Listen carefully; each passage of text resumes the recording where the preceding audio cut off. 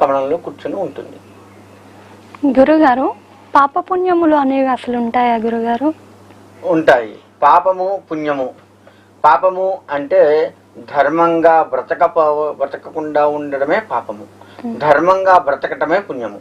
మనం ఎప్పుడైతే ధర్మంగా బ్రతుకుతూ ఉంటామో పుణ్యానికి దగ్గరగా ఉంటాము.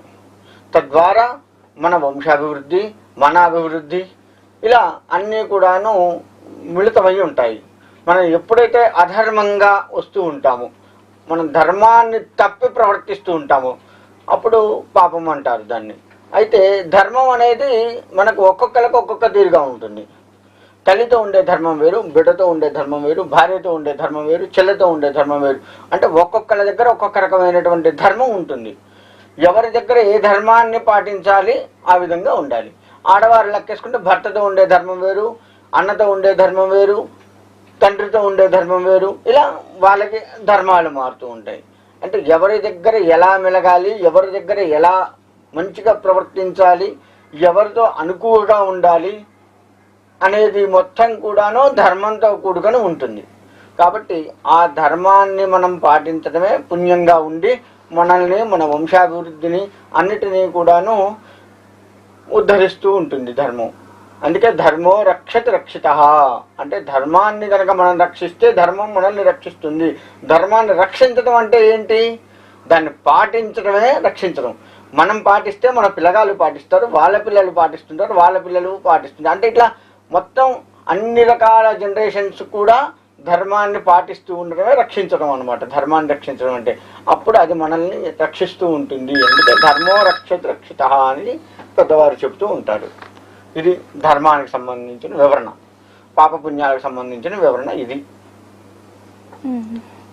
గురుగారు, ఈరోజు రాఖీ పండుగ కదా, రాఖీ పండుగ విశిష్టత గురించి చెప్పండి. అసలు రాఖీ ఎందుకు కట్టుకుంటారు అనేది.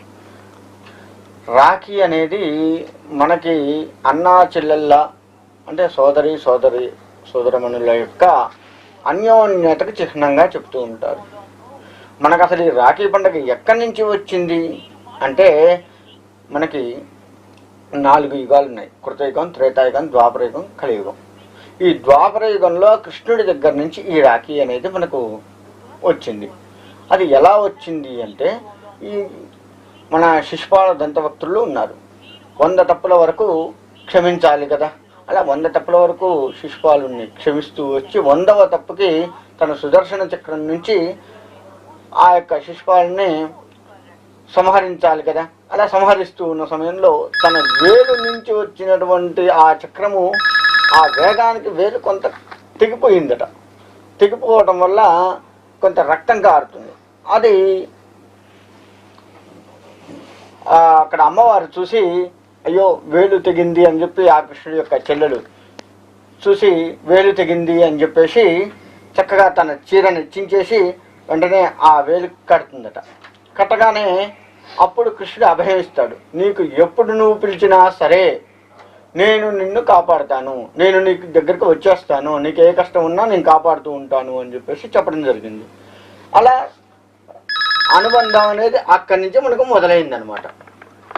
అయితే ఈ అనుబంధాల్లో కూడాను అనేక రకాలుగా చెప్తూ ఉంటారు ఈ రాఖీ విషయంలో. ఇది ఒక కథగా మనం తీసుకుంటూ ఉంటాము. అయితే ఆ ద్రౌపదికి ఒకసారి కష్టం వచ్చింది.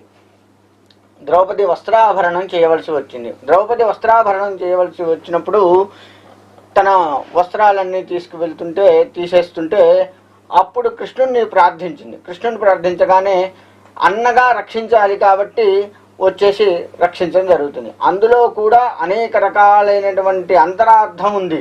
ఏంటి అంటే పిలవగానే భగవంతుడు వచ్చాడా అంటే పూర్తిగా ఆ యొక్క ద్రౌపది శరణాగతి పొందింది.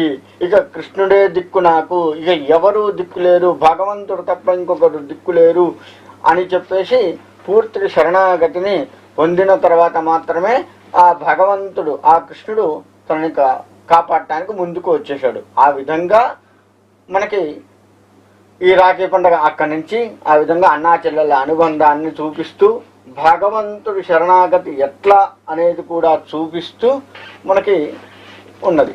ఇది రాఖీ పండుగ ఒక రకమైనటువంటి విశిష్టత. ఇలా అనేక రకాల కథలు ఉన్నాయి. అందులో ప్రధానంగా మనం ఈ కథను తీసుకోవచ్చు. గురుగారు